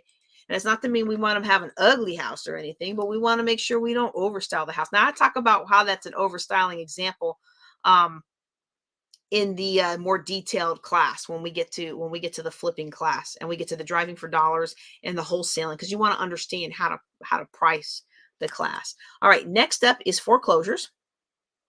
Foreclosures is actually how I started with real estate investing. When you have a loan on a property, if the lender isn't getting paid, they have the right to force the sale. That's what foreclosing means, is they're forcing the sale. They're forcing the sale of the house in hopes that they'll get their money back. And so there's 3 phases of foreclosure profit. The first one is distressed sellers. So that's people who haven't been foreclosed on yet. They're getting notices. They haven't been paying their bills. The bank is saying, come on, we're trying to work with you. That's pre-foreclosure. The next group is at the auction. And so at the auction, the bank has gotten tired of waiting for somebody to come up with the money to pay their bill. They finally send it to the auction. It gets auctioned. And that's where some cash investor will buy the property. Sometimes the cash investors don't offer what the property is worth. Okay. So I just found out this morning that my dad's property, which had an $85,000 loan on it, but it was only worth $31,000. It cracked me up. The bank would not accept the keys for deed, right? They wouldn't accept it. They wouldn't let us just turn in the deed. And then I'm like, but the property is $50,000 upside down. There's no estate here to pull that from. My dad he wasn't that kind of person. He didn't have a whole lot, and so then the Lucerne County wanted us to pay $5,000 to make one of us the executor because we didn't live in PA anymore. And we're like, we're not paying $5,000 to be executor of a house that's $50,000 upside down, and the bank won't work with us. I'm like, that doesn't make any kind of sense. Well, I got word today that that house sold at the foreclosure auction for $5,000. And so the loan against the property was 85 when he passed away in 2019. I'm sure by now it was like 115 or something. But that bank knew that property, they were not getting that. It had a hole in the roof. It was a huge mess. It was very dirty to clean out. Not dirty like nastiness, but just stuff from, for 3 years of sitting there with an open roof, right? And so whoever got that house still got a good deal, because even by time they gut it and clean it and patch the roof, they're still going to be able to rent that out and make good money. But they only paid $5,000, $5,500 for it at this tax sale, at the foreclosure sale. I don't know if it's foreclosure or tax. I was real frustrated though. I'm just going to go ahead and vent a little bit. I was really hoping my dad's neighbor would get the property, but I guess they sold it early. I think what actually happened is it was supposed to go to foreclosure sale. And I think what happened is an investor went down to the courthouse and paid the tax. So there's two different kinds of things, right? So this is the foreclosure. This is the mortgage on the bank, okay? Then you have the tax. That's a separate issue. And both of those issues can cause you to lose a property if they are not paid on time like they're supposed to be, okay? So in that foreclosure, there you can get some really good deals at the sale, okay? You can get some really good deals at the sale. Sometimes though, in this case, the bank didn't. They're like $5,000, please just take this thing off our hands, right? Or, but sometimes the bank is like, there's a $115,000 loan on this and it's worth 100. We're at least getting 100 for it. And so the bank will buy it at the foreclosure sale if nobody else pays enough, nobody else bids enough. That's when it becomes REO. It stands for real estate owned. And you'll see that in the MLS a lot now. You end up actually buying it from the bank. Now, one of the things that I got started with foreclosure is actually foreclosure consulting. And so we are going to do foreclosure consulting 101 sometime down the line. I'm going to show you all how to do foreclosure consulting. And what a foreclosure consultant is, you are a legal buffer between the investor and the homeowner in states that require it. Maryland is one such state. It does not appear to me, and I am not a legal expert, I'm not a lawyer, and I don't play one on TV, but it does not appear to me that Texas has those same kind of laws. But in any event, it's always ethical as an investor to have a legal layer of protection between you and the homeowner, because you could be in the middle of a deal and find out that the laws change on you. And now you're being held accountable for laws that weren't even in existence at the beginning of your deal. Ask me how I know, because I was in Maryland when they came out with the 2007 law, protection of homeowners in foreclosure. And in that ruling, people who were in the process of investing in properties that they promised people, hey, I'll help you avoid foreclosure, they were now getting fined and sent to jail because they were buying the house. And so a lot of states have enacted these laws. Again, I don't know all the states' rules. You really want to learn your own personal jurisdiction, that if you advertise that you're going to help somebody avoid foreclosure, that you can't buy the house. So that's where a foreclosure consultant comes in. Somebody like me advertises that we're going to help people avoid foreclosure, work with them to help avoid foreclosure. And then when they can't avoid foreclosure, because 9 times out of 10 you can't, then pass them to an investor who buys the house. It's clean for me, it's clean for them. All right. So if I'm not buying the house, which in Maryland I cannot. So the next thing I want to talk about is short sales. Especially after a foreclosure, when the property is REO, but in other situations like my dad's house, had the bank been willing to work with somebody, they might be willing to accept $30,000 to pay off dad's $95,000 loan. Unfortunately for us, as heirs, you really have a hard time negotiating that deal because they're looking at it like, well, you're getting to keep the house. You need to pay us what's owed on it. That's the unfortunate part of that. You don't have to pay the deceased's bills, but if you keep their stuff, then you need to pay their debts. Otherwise, you need to sell their stuff to pay for the debts. That's how it works. Like, I don't have to pay his bills, but then I don't get to keep his stuff. I don't have to pay his bills, but I don't get to keep his house. You see what I mean? So a lot of times there's a lot of properties that are upside down, or the bank owns them and the bank knows the market is not going to bear what's left on that loan. They got to wait a bit every month. The loan to insurance value, whatever the official name is called, the amount that the insurance will cover for them if it gets lost, every month that amount increases for the bank and decreases the amount for the house that the bank needs to get covered. And so eventually you hit this sweet spot where the bank will accept less than the loan for the property. And so they do it for several reasons, and they might do it before a foreclosure to avoid a foreclosure cost, but a lot of times you'll find it in this market, a lot of times you'll find it after the fact, because they got the properties. They don't want to have the properties. They're in the business of making loans. They in the business of making money off of us getting into debt. They're not trying to hold real estate. They want to make money. They want to keep that circulation flowing. They want to be able to lease out more debts so they can make more money off of us having an inability to plan for the things we want.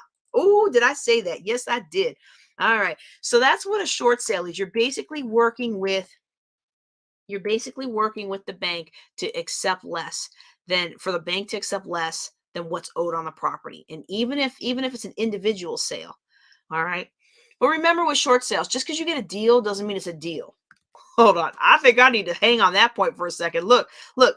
Have you ever gone to Sam's Club or Costco or BJ's, and you go in there and you did not need 20 things? Wait, I was about to say 20 things of toilet paper, but I guess in today's day and age, we would buy that because we've all lived through the pandemic. We're like scarred for life. We have storage rooms full of toilet paper now, right? But let's use something else. You don't need a case of 20 Steelers cups, right? But you walk in there and it's on sale. It's only $1 a cup, and you're like, oh, I gotta buy that deal. That's a great deal. Except you walk out of Costco and you're like, why did I buy that? I live in Dallas, Texas.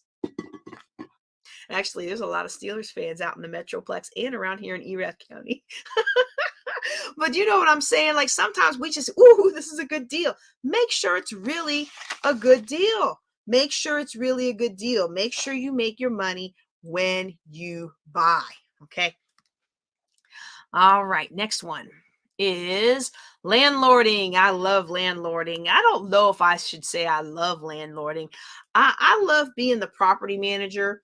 And one of the things that you will find about me, if you stick with me for the next year of real estate investing classes, is that I generally am trying to own less and less, right? So, like, I still have a handful of properties that still have my name on them. But if you look out there in the registries, most of the properties that I own, they are not owned by me.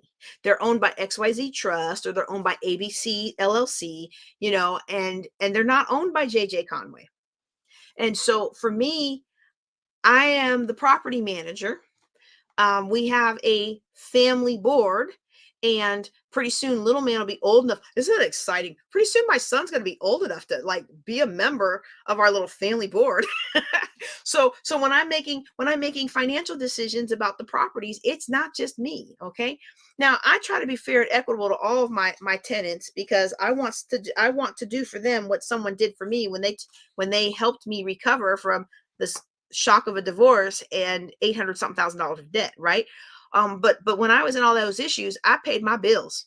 I paid my rent on time, and I filed my maintenance requests in a timely manner. Maintenance requests have to be filed in a timely manner. Otherwise, things can grow worse and worse and worse. Okay. And so we talk about all those issues. We talk about when you want to cover repairs and when you don't. We talk about different ways that you can niche down and make more money. And the one thing I do want to say about landlording is I come across a lot of landlords who fall into the appreciation trap. Okay. They're expecting that this growth in the property is going to be enough to make them rich one day. And I'm telling you right now, you don't know what the market's going to do.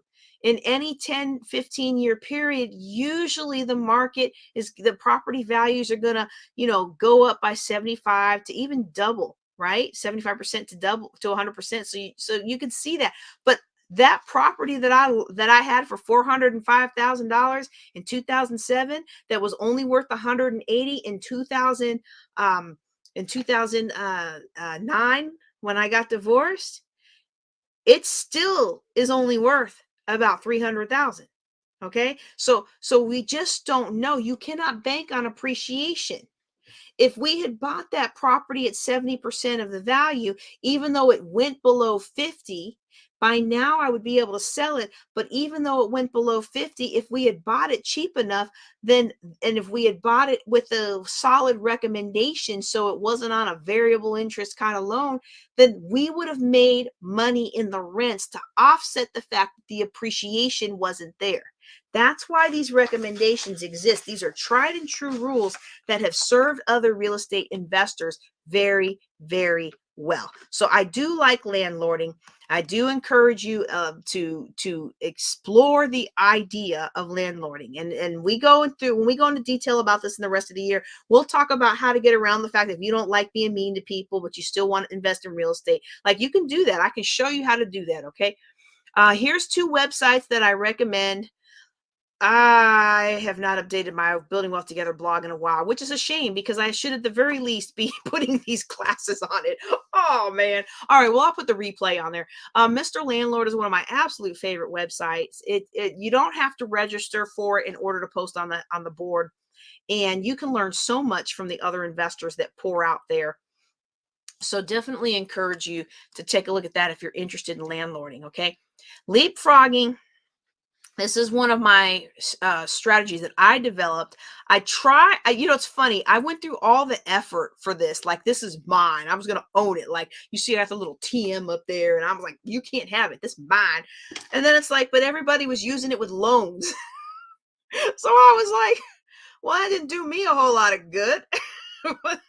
you know so but basically what leapfrogging is basically you're in a property for 2 or 3 years. You buy a fixer upper that you can afford, that you can get paid off in 2 or 3 years while you're living there. And you say, well, how can I do that? Well, if you're working on multiple streams of income, you can do that. And if you're buying a fixer upper and you're taking classes at Home Depot or Lowe's on how to fix things up, or you're bartering with friends, or you're understanding how to help each other grow in your businesses, and you're helping each other, well, you can do that. You can really do that if you put your mind to it, or you find properties that you can do that with and not be afraid to live there. Okay. You can do that. You live in it for a couple years, save up your another down payment and go buy another property. Do the same thing over and over and over. It really doesn't take that long to become financially independent this way, and you don't have the huge amount of work that some of the other methods that I've talked about with to getting financially independent fast. So the people that I know who got financially independent in 3 years with real estate, they were hustling hard, right? But if you have kids and you don't have all of that hustle in you, start with what you can do. A smaller house that it needs some elbow grease. It's got good bones, but it needs some painting. You can do a lot. I have done a lot with $20 worth of paint from Walmart. You can do a lot with some elbow grease. You can do a lot. Now, look, don't go to the dollar store and get the dollar tile. Okay. That's not what I'm talking about here, but you can do a lot with the $1 a square foot tile at Home Depot or Lowe's or any of those places. And they'll teach you how to lay it. Or you can go to some of the other discount floorings where it's like 69¢. And then by the time you add the installation, it's $1 a square foot. You can do a lot with that. Okay. And, you can make it happen, and you can make it work, and you can achieve the dream. You really, really can. And so I love this technique because I think it's a maybe a little bit slower because it's 8 to 10 years. It's a little bit slower, but it works. Okay. All right. Creative financing, this is one of my most popular classes, so I know we're definitely going to have this one on the docket for 2023. This is the ways to buy property without doing a traditional loan. So there's traditional financing, and then everything else is creative financing, okay? And so you might have heard some of these terms tossed around: lease options, rent to own, land contract, owner financing, subject to. And I'm going to talk a little bit about these real quick. But the bottom line premise of creative financing strategies is to find out what the seller cares about. Some sellers want the price. Others care more about the terms. Some people want what they want for the property, and they don't care how long it takes to get there. Others, they want something fast, or they want something this, or they want something that. There's millions of it's infinite ways to structure a creative deal. But I want to warn you, however you structure it, make sure you are working with professionals who got your back. Okay. So these are, whatever you can come up with to ask for creative strategy, ask for it if it works for you. There's this guy, his name is Chris. I forget his last name. I've met him a couple times. Seems like a stand-up dude. He teaches a class called The Power of Zero. And he's basically like, I'll pay you your asking price. I'll even pay you over your asking price, but you're going to owner finance it for me at 0% interest. Well, if you've ever looked at an amortization schedule and you see how much money you're paying for interest, then you realize, wow, that's actually a very powerful strategy. Love it. Okay, so let's briefly cover a couple of these. I'm going to be wrapping up here in a couple minutes, but I do want to just cover a couple of these really quick. Okay, so lease options, rent to owns, that's where the renter, well, you can do it both ways. It's you as an investor can lease option from another property owner to lock in a price. And usually if you do that as an investor, you're going to turn around and do the same thing with an end buyer who pays you an option fee, okay, to lock in a future price. And then you collect the spread, okay? Land contract is basically owner financing. So I own a property and I'm going to sell it to you and I'm going to carry the mortgage for you. This could be a very effective way to buy investments, especially if you can wrap it around an existing mortgage so that the seller and you and the future renter all have a win-win-win. I highly recommend that you work with a title company and a loan originator. And I'm going to give Tim Cook a shout out at West DFW RIA. He already has a team in place. They're sponsors of the group. So when you join the group or you visit the group, you will meet a title company. You got you a good real estate lawyer. You got you a good loan originator who will take the people that want to buy the property, and they will do all the things to keep you straight in Texas, okay, which kind of has some issues with some of that. I love subject to. This is basically where you buy a property by taking over the existing loan. And what I love about this so much is that it's a win-win-win, okay? Because you're taking over the loan of a property that somebody else has got to get out of. And so you don't actually take the loan into your name. It stays in their name. And why would anybody do that? Because they're desperate to sell, and you are offering them hope that they haven't had before, that they could actually get out from under this. And they've tried to sell it through a realtor and it was going to cost too much. They probably bought it at retail and then realized they had to sell a year later, and they don't have the spread. They don't have the spread to sell it. And so now they're in a crunch and they're willing to just, just take it and just make the payments for me. And as long as you make the payments, it rebuilds their credit and it gets you a property that you don't even have to be on the loan for. You turn around and do a wraparound note and put somebody else in there who's buying that house for themselves. That is a win-win-win. Y'all know I love the triple win. All right. There's other financial gurus who are saying win-win-win all the time. Now I'm like, you know what? I've been doing that for 8 years. So please.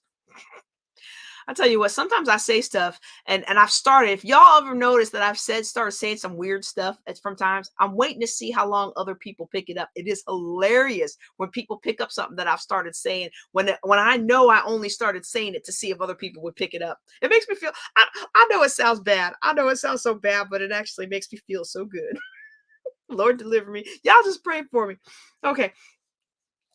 Commercial is what I'm branching into next. I thought by now I would be doing notes. Hey, wait a second. Oh, thank you. Hey, let me go back. Let me go back here. Yes, ma'am. Yes, ma'am. You're gonna love that class. In fact, I think you already have access to it. It doesn't. I think you already have access to it because I think you already bought into the course. Um, if you didn't, and I'm only saying this, y'all, because this is one of my oldest friends, you are more than welcome to buy it again.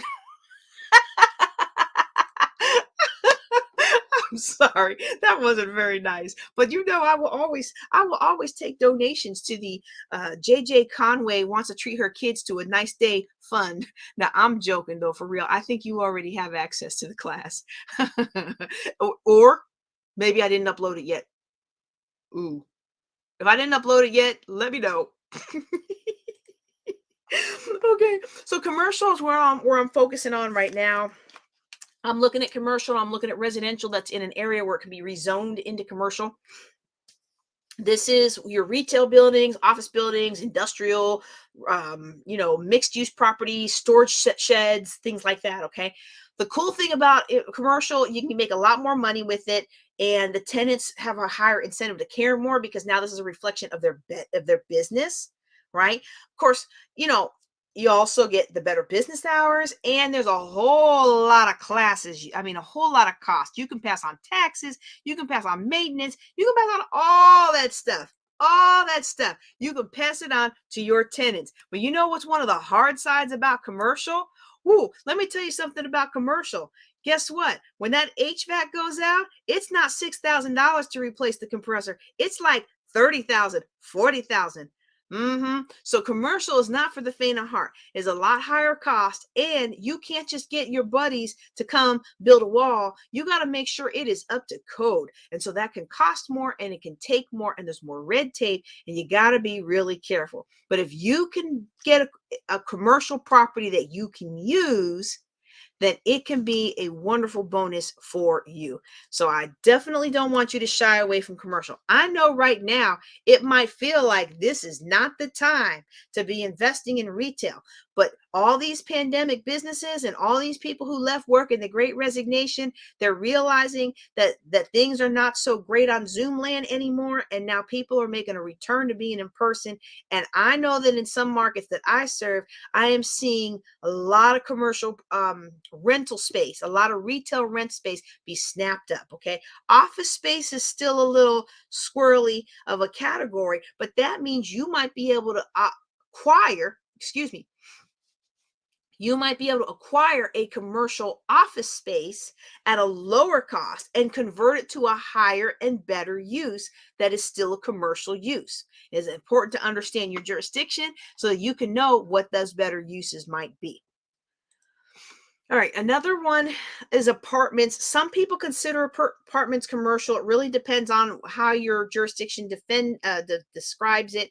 And believe it or not, even with apartments, you can still find great deals driving for dollars, especially with small apartments, small apartment complexes. Okay, one of the great things about apartments is you have everything's in one place, right? And so one time I was doing an interview. No, I wasn't doing the interview. I was there with Jeffrey Taylor, Mr. Landlord, and he was being interviewed, and somebody said, well, how do you determine, what kind of properties do you like? Do you like apartments, commercials, residential? He said, I like anything where the numbers work. That's my man right there, y'all. Anything where the numbers work. And a lot of times your numbers work in an apartment because you have an economy of scale and time. All right, the next one is land. Land is interesting. They're not making any more of it, okay? They're not making any more of it. So it stands to reason you should get some land. If you can get some land, get some land. But one of the problems that people have with land is they buy the land and they make payments on it forever, and then they never do anything with it or discover they can't do anything with it. And I feel so bad for so many people. Like whenever somebody in my church says, hey, this guy's going to donate us 5 acres, my heart sinks because I want to encourage them to get some things taken care of and inspected and evaluated and researched before they accept this blessing.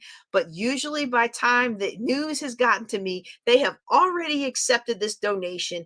And then they find out that most of the land is unusable, or they find out that it doesn't pass the perk test, or they find out that they have this issue or that issue that keeps them from building what they want to build or doing what they want to do. And there's usually a reason somebody is giving you money or giving you land or giving you a blessing that otherwise wouldn't. And so, not to say we're not going to accept the blessings of the Lord. I would love for somebody to carve out 5 acres of their ranch that's buildable and usable and has a nice little view for me to put my retreat center on and have our services and have our therapy for veterans. If you want to donate me that land, I will take it and I will pray for you, and I will be so blessed and give you honor every time we walk in that building. But I'm also going to make sure that I have it inspected first to make sure it's going to do what I need it to do, because otherwise that donation can go to somebody else who could use it more effectively.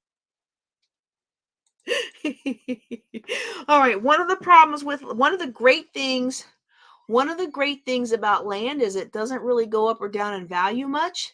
One of the bad things about land is it doesn't go up and down in value much. So you can't really depreciate it on your taxes because it's not going down in value. The other problem with land is it's hard to sell in a hurry. And if you don't already have an exit strategy for land, it could be negative cash flow. Now, that doesn't mean you don't buy it. I mean, if it's a pretty piece of land and you can see yourself doing something with it and you got the money for it, go for it. But just make sure you count the costs and make sure that if this is an investment, that you make your money when you buy. See, one of the things that a lot of real estate investors don't do is they don't recognize the difference between an investment and a purchase. They don't think about an investment versus speculation. Waiting for something to appreciate, that's speculation. Understanding how I'm going to make my money on day one when I sign the line, that's investing. Both are a form of investing, but one more often and more repeatedly and more safely brings you a return on your money. But if I had the money, I'd be buying up all the land. Whether I okay. Alrighty, alrighty. Oh, I already talked about that. I forgot I had a slide on that, but I did. I already talked about that. Those are some different ways you can make money off of land. Okay. Private lending. This is an interesting one because I teach it, but I don't like debt. Okay. So I'm not going to spend a huge amount of time on private lending. But basically what private lending is where you get money from people who aren't banks. That's basically what it is. And so a lot of times you might see these little cards in the mail that say, come to this investor thing, we'll guarantee you 12% interest. And basically what it's doing, it's an investor like me who says, hey, if you invest in this deal with me, I'm going to give you this much and this much. And so we're looking for people to come in. I took a wonderful class from Alan Cowgill on how to do this and how to stay smart with the SEC. And so one of the things that I do is I put together joint ventures, which is a very similar concept. We're pulling our money together and we are buying a property. And so what private lending would do is there's 2 ways of private lending. One, a bunch of people come in and they pay for you are basically taking a mortgage for them for your property. Okay. Another form of private lending is when you take a sizable cash reserve, such as your 401k or your Roth IRA, or better yet, your self-directed IRA, and you use that to lend to others as a hard money lender or a private lender. So now you are profiting from those who are investing in real estate. You are lending them the money to do their deals, and then you are charging interest accordingly. And so hard money lenders can be a great way to get money in a hurry. However, they usually have pretty high interest rates. And one of the biggest problems that I've seen for investors who use that format, which is often taught in most real estate investment classes, is when they can't make that payment and the flip takes longer than it should, or it takes longer to renovate and refinance the buy and hold so you can pay off the hard money lender. I've seen a lot of really good people devolve into some pretty disgusting behaviors. And so for me, I need you to be careful about that. If you're going to mess around in that space, make sure you're being ethical and that you put yourself in a position to be able to sleep well at night. All right, let's go back to Note buying. I think we're almost done here. I think this might be my last one. All right, note buying. This is where you buy underperforming notes. So somebody's not paying their bills. Sometimes you might be buying performing notes. Sometimes it might be a bundle of underperforming or non-performing or performing notes. And you basically get the note and you try to reestablish it so you can start collecting the money, or maybe you sell to somebody else for a profit. Okay. Note buying is where I thought I would be this year. That's not, I'm going to work on commercial.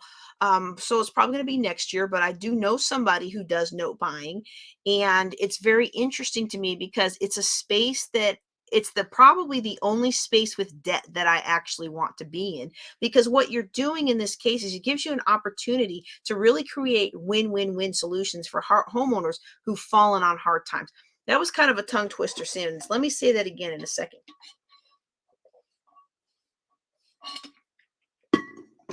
One of the reasons, excuse me, one of the reasons I want to get into note buying is because it really can represent an opportunity to create win-win-win solutions for homeowners who've fallen on hard times. Somebody who's fallen on hard times with his economic current situation, the pandemic, loss of a job, loss of a spouse. There's so many reverberations in our society right now that have just economically beat us to the core. And so to be able to take somebody who isn't paying on their loan and to be able to transform that note into something that they can pay on that profits me, it's a win-win, right? And it's a win also for whatever bank or whatever lender actually sold me the loan. So that's a triple win. And y'all know I love the win-win-win. All right. So that's definitely a space that I want to be in the future. Now, there are a couple of risks with note buying. Unless you're buying in first position, you might get wiped by foreclosure from whoever is in first position, or the person who is not paying on the note might file bankruptcy. Okay. Also, with note buying, what I've gathered from many investors that I've talked to is that it's a learn by experience niche. And so there's places that'll sell them. There's not so many places that will mentor you. I've seen one advertised at Real Groups, but I haven't evaluated it yet. But the good news is if you do a good job with note buying, well, guess what? This is one of those things where good work is rewarded with more work. And so you will be able to find plenty of notes once people realize you're good with handling them. Okay. All right, I thought that was the last slide, but it's not. We've got the last one is deal making. And this is, again, I love the win-win-win. This is where you bring together somebody that's got a property with somebody that's got a mission for that property. You put them together and craft a deal that's really good, and you get compensated for your time. This is really why one of the biggest assets an investor has is their relationships. You know, your relationships and your networking are absolutely the key to uncovering the hidden gems that others miss. You know, a lot of times people ask me, well, how do you find a property? How do you find a property that is going to allow you to just, buy it at a low cost or take over the loan? Well, a lot of times it's relationships. It's people knowing that somebody is hurting and they need help and that you can help them. A lot of times it's being in the right place at the right time, or having talked to people and let them know that you buy houses and you can pay cash quickly and you can help people out of situations. You can help people avoid foreclosure. You can help people maybe stay in their home. Like whatever it is that you do for people, once you get the word out through relationships, more can come to you. And so that's why it's a secret weapon for us to be connected with other investors. And I'm not going to take a lot of time on this section, because these are my last that is my last section. And I'm not going to take a lot of time on that because I talked a lot about it at the beginning. So if you came in later and you didn't hear me talk about RIAs, real estate investment associations, or real estate investment groups, then you definitely want to come in and rewatch. You definitely want to watch the replay. That's what I meant to say. Okay. So you definitely want to watch the replay if that's what you do that. Okay. I'm going to answer this quick question and then I'm going to check my free conference call. I realize I have not checked free conference call in a while. So if you had a question and did not ask it, or you dropped your hand because I didn't get to it, I am so sorry. Go ahead and re-ask or re-raise your hand by dialing *61. And this question here says, so one may turn helping into a business. That's my whole business. My whole business is, all of my businesses have been helping people. Now, if you stop and think about it, even my retail business, when I had Precious and Pleasant, no, let's go even go back before that. My very first business that I had, well, okay, my very first, no, that was still helping people. My very first business I ever had was in sixth grade. I had what I called the store. Maybe once a month or once a quarter, I would bring a plastic bag to school, and on recess, I would sell stuff at the store. It was usually stuff that I found at football games, because my dad was a football player for the Rhine-Main Rockets, the football games or other sporting events, or even on the playground after school, because I lived on base, so I could walk around the school playground after school and collect all the things that kids fell out of their pockets, and I would turn around and sell them back to the kids. And then I discovered that people really liked gum, and so then I would buy gum at the Base Exchange, or at the little C store that we had there. I forget what it was called, but there was a little C store there not far from the school. I would buy a pack of gum for, 25, 30 cents, and I would sell each piece for 10 cents. Okay. That was helping people. It was helping people who otherwise wouldn't have gotten the snacks they wanted. And some of those small toys and some of the little toys, I even created some toys and sold them. And those were helping people have fun. Okay. My little business, my Jasper web host, I was one of the first, and I'm going to claim it because I have no data absolutely at all to support it, but I don't know of anybody else who started a web host business. I don't know of any other Black woman who started a web hosting business back in 1999. Okay. So, the internet was brand new. I don't know too many other people who did that. If there was one, she can let me know and I will gladly give up my title. But, I was one of the first Black women to have a web hosting business, Jasper Web Host. And I built business websites for people. Even though they were paying me, I was still helping them. This was new technology. Nobody knew how to do it. And now they were able to take what they were selling and sell it to people all over the world. It was a helping. See, when we're serving others, we're compensated to that.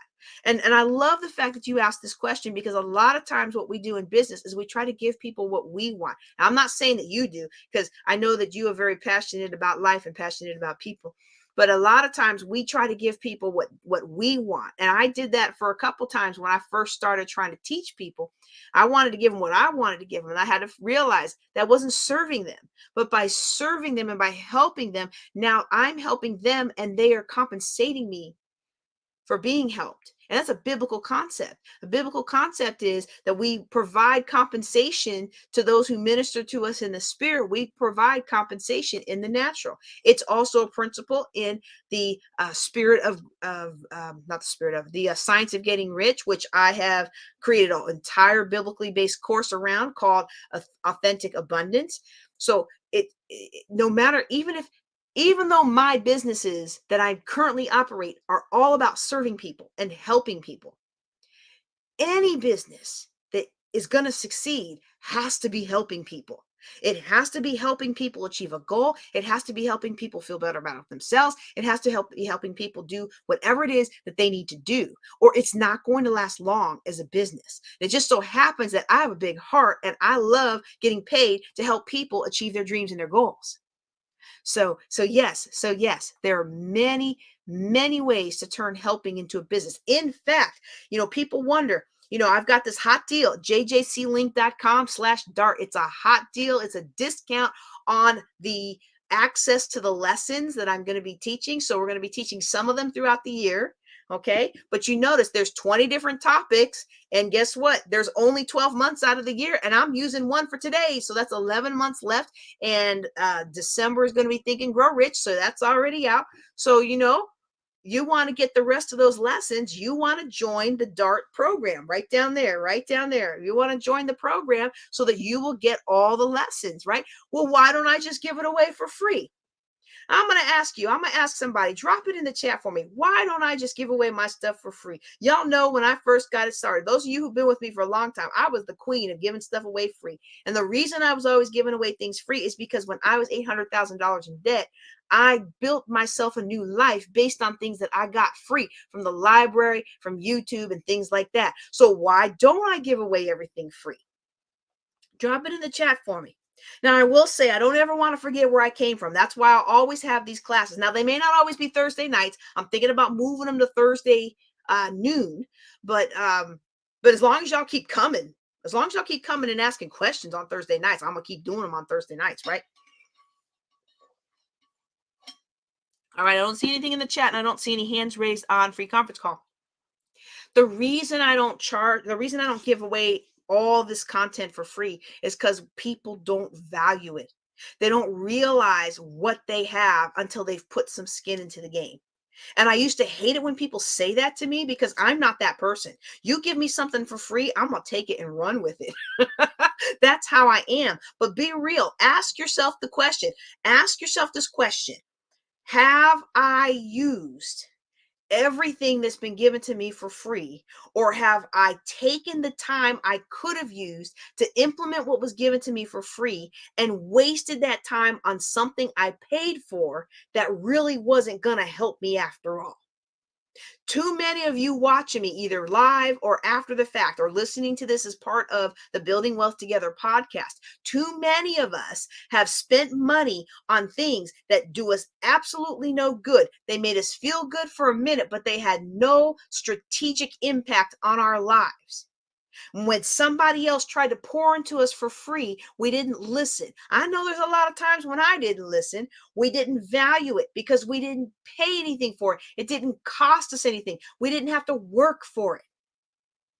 So if you like me in the past can say that there have been times where you have disregarded a free gift, even though it was of great value, and you have instead poured your time, energy, and money into something that really wasn't that good, but you thought it would be because it had such a high price tag, and they gave it to you for the low, low, low discount price. This $20,000 course, I'm going to give it to you for $10.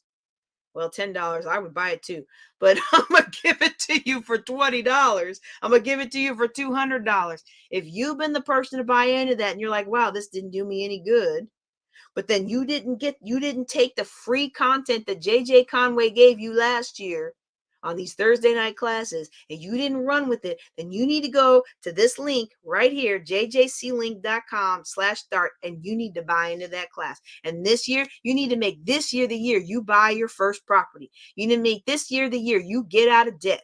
This needs to be the year that you establish a foundation for your family's future, so that 5 years from now, 10 years from now, you'll look back and you'll be like, "Ooh, thank you, Jesus. I'm financially independent. I can travel when I want to travel. I can do what I want to do. I can play with my kids and my grandkids. I cannot play with my kids and grandkids. I have the strength and capacity and the money to send them a babysitter and go out myself instead of being home all the time." You know, whatever it is that you want out of life, you can have what you want out of life, but it starts with taking the first step. And I'm going to encourage you today to take that first step with me. And I want you to go down to jjclink.com/start and sign up to get all of the real estate classes, the ones that we're teaching live, as well as the ones that we're releasing privately. So you will get those in 2023. Well, unless I see any other questions come in, I'm going to check the jjclink.com. Not JJC Link. I'm gonna check the askjjc.com and see if we had any questions come in. And unless I see some questions come in on either of those platforms, then we're gonna call it a night. Let's see. Okay. Okay, these are not real estate questions. Ooh, somebody wants me to be a part of their summit. Yay, yes. Gotta check the calendar. Got send me a link through the website though. So send me a link through the website so we can discuss it on the calendar. There's a book JJ button there that should take you to my calendar to book a call so that we can talk about your event. Okay. I don't see any questions. So I think unless somebody's got a comment for me, we're gonna wrap it up for today. I want to thank you for being here. I want to just one last plug, y'all. I want to give you one last plug for today's charity benefit partner. All of my real estate investing 101 classes. This is how I raise money for my Global Youth Initiative of Northwest Louisiana and my Global Youth Initiative of Erath County. We bring personality and confidence building classes to these children that help them to become confident kids and global leaders. These teenagers' lives are changed because of the pouring into them that I do, fueled by the pouring into them that you do through PayPal or Cash App, Queen of Cash Flow. Select friends and family so that it doesn't charge me a fee, and we together can help improve the lives of our children in Northwest Louisiana and Erath County. All right, that is all I have for y'all today. This has been JJ Conway with Building Wealth Together. I hope you have enjoyed our third Thursday. Every third Thursday is Real Estate Thursday here at Building Wealth Together. And that's all I got for you today. Y'all take care and be blessed.